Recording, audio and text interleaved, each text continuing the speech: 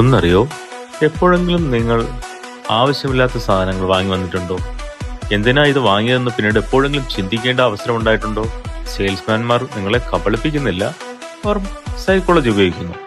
ഇന്ന് അവരുടെ രഹസ്യ തന്ത്രങ്ങൾ വെളിപ്പെടുത്താം. ഇതറിഞ്ഞാൽ പിന്നെ പെട്ടെന്നാരും നിങ്ങളെ കൊണ്ട് സാധനം വാങ്ങിപ്പിക്കില്ല. മിറർ എഫക്റ്റ് ശ്രദ്ധിച്ചിട്ടുണ്ടോ? നിങ്ങൾ സാവധാനം സംസാരിക്കുമ്പോൾ സെയിൽസ്മാനും സാവധാനം സംസാരിക്കും. നിങ്ങൾ കൈകൾ മടക്കിയാൽ അവനും മടക്കും. ഇത് ആകസ്മികമല്ല, ഇത് മിറർ ടെക്നിക്കാണ്. നമ്മുടെ തലച്ചോറ് നമ്മളെപ്പോലെയുള്ളവരെ വിശ്വസിക്കും. ഇത് മനസ്സിലാക്കിയിട്ടുണ്ട്. അതുകൊണ്ട് നിങ്ങളുടെ എല്ലാ ആംഗ്യങ്ങളും സൂക്ഷ്മമായി കോപ്പി ചെയ്യും. മറ്റൊന്ന്, നെയിം മാജിക്. രാജേഷ് സാർ, നിങ്ങൾക്ക് ഇത് തീർച്ചയായും ഇഷ്ടമാകും. ബിന്ദു മാഡം, നോക്കൂ ഇതിന്റെ ക്വാളിറ്റി. നിങ്ങളുടെ പേര് വീണ്ടും വീണ്ടും കേൾക്കുമ്പോൾ എന്താണ് സംഭവിക്കുന്നത്? തലച്ചോറിൽ ഒരു വ്യക്തിപരമായ കണക്ഷൻ ഫീലാകുന്നു.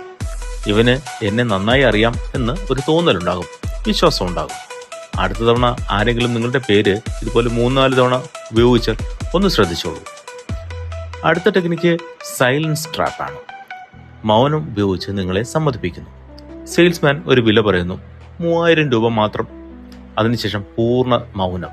നിങ്ങൾ അസ്വസ്ഥനാകുന്നു. ആ നിശബ്ദത നിങ്ങൾക്ക് താങ്ങാൻ പറ്റുന്നില്ല. എന്തെങ്കിലും പറയണം എന്ന് തോന്നുന്നു. ശരി, എടുക്കാം. നിങ്ങൾ സമ്മതിക്കുന്നു. സെയിൽസിൽ ഒരു സുവർണ നിയമമുണ്ട്. വില പറഞ്ഞതിന് ശേഷം ആദ്യം സംസാരിക്കുന്നവൻ തോൽക്കും. Next, yes ladder. ചെറിയ അതേകളെ വലിയ അതേകളാക്കി മാറ്റുന്നു. കാലാവസ്ഥ നല്ലതല്ലേ സാർ? നിങ്ങൾ യെസ് എന്ന് പറയുന്നു. ക്വാളിറ്റി പ്രധാനമാണല്ലോ അല്ലേ? അതെ. ഡ്യൂറബിലിറ്റി വേണമല്ലോ നിങ്ങൾക്ക്? അതെ. 3-4 അതേ കഴിയുമ്പോൾ നിങ്ങളുടെ തലച്ചോർ അതേ മോഡിൽ ആയി. അവൻ ഈ യെസ് മോഡ് മനസ്സിലാക്കി ചോദിക്കുന്നു, ഇതെടുക്കാം അല്ലേ സർ? നിങ്ങൾ അതെ മനസ്സിലാകാതെ തന്നെ സമ്മതിക്കും. 2 ചോയ്സ് എല്യൂഷൻ.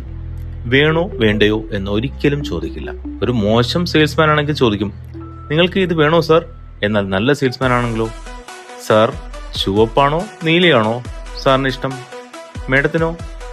രണ്ടാമത്തെ ചോദ്യത്തിൽ എന്താണ് സംഭവിക്കുന്നത്? നിങ്ങൾ വാങ്ങും എന്ന് അസ്യൂം ചെയ്തിരിക്കുന്നു. നിങ്ങൾക്ക് വേണ്ട എന്ന് പറയാൻ ഒരു ഓപ്ഷൻ തന്നിട്ടില്ല.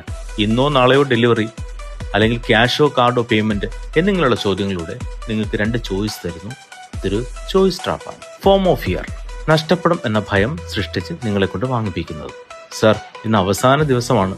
മാഡം, ഈ 2 പീസ് കൂടിയേ ഇനി സ്റ്റോക്കിൽ ബാക്കിയുള്ളൂ.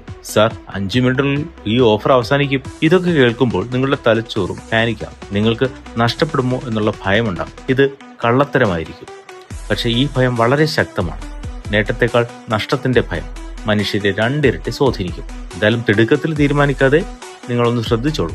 മറ്റൊന്ന്, കോംപ്ലിമെന്റ് ഓപ്പണിംഗ്. പ്രശംസ പറഞ്ഞ് നിങ്ങളെ സോഫ്റ്റ് ആക്കും ആദ്യം. സാർ, ഈ ഷർട്ട് കൊള്ളാലോ, നല്ല കളർ കോമ്പിനേഷൻ.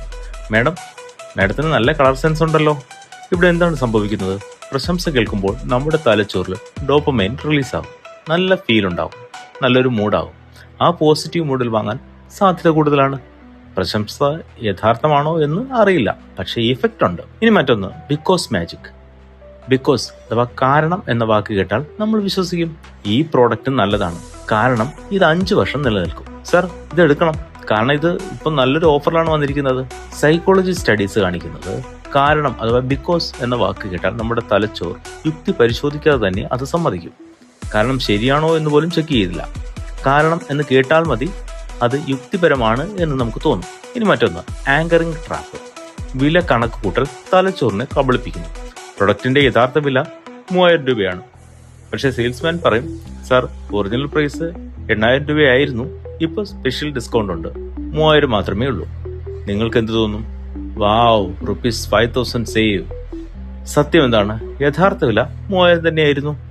പക്ഷെ ആദ്യം കണ്ട 8000 നിങ്ങളുടെ മനസ്സിൽ ആങ്കറായി. എല്ലാ താരതമ്യവും ആ 8000-നോട് നമ്മൾ താരതമ്യം ചെയ്യും. ഇനി മറ്റൊന്ന്, അസംഷൻ ക്ലോസ്. വാങ്ങും എന്ന് കരുതി മുന്നോട്ട് പോകുന്നു. ഒരു മോശം സെയിൽസ്മാൻ ആണെങ്കിൽ, സാർ ഇത് വാങ്ങുമോ? വേണ്ട എന്ന് പറയാൻ നമുക്ക് എളുപ്പമാണ്. എന്നാൽ നല്ലൊരു സെയിൽസ്മാൻ ആണെങ്കിലോ, എപ്പോഴാണ് ഡെലിവറി വേണ്ടത് സാർ? മാഡം, പേയ്മെന്റ് ക്യാഷോ കാർഡോ?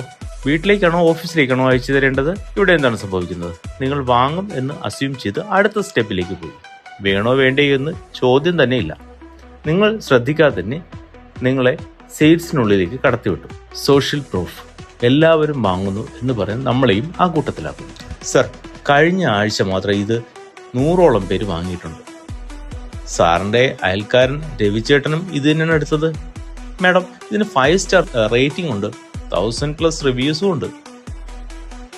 സാർ നോക്കിയേ, ഇങ്ങനെ മനുഷ്യർ കൂട്ടം പിന്തുടർന്ന ജീവികളാണ്. മറ്റുള്ളവർ വാങ്ങുന്നുണ്ടെങ്കിൽ അത് നല്ലതായിരിക്കുമെന്ന് നമ്മുടെ തലച്ചോർ നമ്മളെ പറഞ്ഞ് വിശ്വസിപ്പിക്കും. ഈ കേട്ട നമ്പറുകൾ സത്യമാണോ എന്ന് നമ്മൾ ചെക്ക് ചെയ്യില്ല, നമ്മളും പെടും. ഇനി മറ്റൊന്ന്, ഫ്രീ ഗിഫ്റ്റ് ട്രാപ്പ്. സാർ, ഈ ജ്യൂസ് കുടിക്കൂ. മാഡം, ഇതാ ഒരു സൗജന്യ സാമ്പിൾ. ഇവിടേക്ക് എന്താണ് സംഭവിക്കുന്നത്? എന്തെങ്കിലും സൗജന്യമായി കിട്ടുമ്പോൾ അത് തിരിച്ചു നൽകണം എന്ന ഒരു സാമൂഹ്യ ബാധ്യത നമുക്ക് തോന്നുന്നു. അവരെ സൗജന്യം തന്നല്ലേ, എന്തെങ്കിലും വാങ്ങാം എന്ന് നമ്മളെ കൊണ്ട് തോന്നിപ്പിക്കുന്നു. അങ്ങനെ ചെറിയ ഗിഫ്റ്റ് വലിയ സെയിൽസായി മാറുന്നു. ഇനി ഫുട്ട് ഇൻ ഡോർ ടെക്നിക്ക്. ചെറിയ അതേ മുതൽ വലിയ വാങ്ങൽ. സാർ, ഒന്ന് നോക്കാൻ പറ്റുമോ? സാർ, ഒന്ന് ട്രൈ ചെയ്ത് നോക്കാമോ? നിങ്ങൾ നോക്കാം. ഇതിന്റെ സൈക്കോളജി എന്താണ്? ഒരു ചെറിയ അതേ പറഞ്ഞാൽ അടുത്ത വലിയ അതേ പറയാൻ സാധ്യത 3 ഇരട്ടി കൂടും. ചെറിയ കമ്മിറ്റ്മെന്റുകൾ വലിയ കമ്മിറ്റ്മെന്റുകളിലേക്ക് നയിക്കും. ഇനി മറ്റൊരു ട്രിക്ക്, റിവേഴ്സ് സൈക്കോളജി. സാർ, സത്യം പറഞ്ഞാൽ ഈ പ്രോഡക്റ്റ് എല്ലാവർക്കും അനുയോജ്യമല്ല, ചില സ്പെഷ്യൽ ആളുകൾക്ക് മാത്രമേ ഇത് യോജിക്കൂ. എനിക്ക് തോന്നുന്നു സാറിന് ഇത് ചേരില്ല എന്നാണ്. ഇവിടെ എന്താണ് സംഭവിക്കുന്നത്? നിങ്ങൾ എന്താ എനിക്ക് യോജിക്കില്ലേ, എന്തുകൊണ്ട് എന്നൊരു തോന്നൽ മനസ്സിലുണ്ടാവും. എടുത്തു മാറ്റിയാൽ അത് കൂടുതൽ വേണമെന്ന് നമുക്ക് തോന്നും. റിവേഴ്സ് സൈക്കോളജി വളരെ പവർഫുൾ ആണ്. ഇനി മറ്റൊന്ന്, ബോഡി ലാംഗ്വേജ് കോൺഫിഡൻസ്. പോസ്ചർ കൊണ്ട് ആത്മവിശ്വാസം കാണിക്കുന്നു. സെയിൽസ്മാൻ നേരെ നിൽക്കും, തോൾ വിടർത്തി ജസ്റ്റ് പുറത്തേക്കാക്കി ഒരു പവർ പോസിൽ നിൽക്കും. ആത്മവിശ്വാസമുള്ളവരെ നമ്മുടെ തലച്ചോർ ഓട്ടോമാറ്റിക്കായിട്ട് വിശ്വസിക്കും. അവന്റെ ബോഡി ലാംഗ്വേജ് പറയുന്നു, എനിക്ക് ഉറപ്പുണ്ട്. അത് നിങ്ങളെയും സ്വാധീനിക്കും. ഇതിൽ നിന്നൊക്കെ ഇനി എങ്ങനെ രക്ഷപ്പെടാം? തിടുക്കപ്പെട്ട് തീരുമാനിക്കരുത് എന്നുള്ളതാണ് ആദ്യത്തെ ടിപ്പ്. വളരെ അടിയന്തരം എന്ന് ആരെങ്കിലും പറഞ്ഞാൽ ഒന്ന് നോട്ട് ചെയ്തോളൂ. വീട്ടിൽ പോയിട്ട് ആലോചിക്കാൻ ഒരുപാട് സമയം കിട്ടും. വില ഓൺലൈനിൽ താരതമ്യം ചെയ്ത് നോക്കിയാലും മതി. വാങ്ങാൻ പോകുന്ന സാധനം ആവശ്യമുണ്ടോ എന്ന് സ്വയം ചോദിക്കുക. സെയിൽസ്മാൻ നമ്മളെ കൊണ്ട് വാങ്ങിപ്പിച്ചുകൊണ്ടേയിരിക്കും. പല ടെക്നിക്കുകളും സൈക്കോളജിക്കൽ ട്രിക്കുകളും അവർ ഉപയോഗിക്കും. സെയിൽസ്മാൻമാർ ആരും മോശക്കാരല്ല, അവർ സൈക്കോളജി ഉപയോഗിക്കുന്നു. അവരുടെ സൈക്കോളജി നമ്മൾ കൂടി മനസ്സിലാക്കിയിരുന്നാൽ ഇനി നമ്മളെ ആരും കബളിപ്പിക്കാതെ നോക്കാനും സാധിക്കും.